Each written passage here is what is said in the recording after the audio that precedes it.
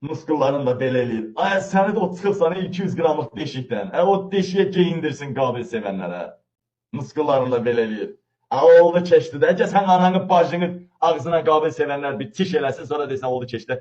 Tiş eləməyə yer tapmadım, sənin ananın ağzını tapdım. Buna bax siz al. Hələ burada nədir? Polisdə də, polisdə də günah yoxdur. Bu çıxış çox da ha, canlı yayın. Polisdə də günah yoxdur. O da bilmədi belə burada. O da nə elədi? Belə çıxış eləyir ha. İnanırsınızmı siz?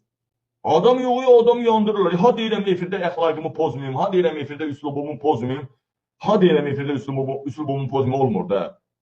Birinci adama deyirlər, sən hansı adama deyirlər ha, adama buna yox. Adama deyirlər, Peysərin oğlu Peysər.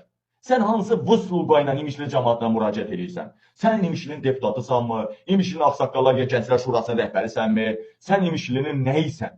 Sən yoxsa Qarabağda bir ad qoyan Mübariz İbrahimov kimi, Raquf kimi, Pəncəli kimi, belə can qoyan oğul mu olubsan hə?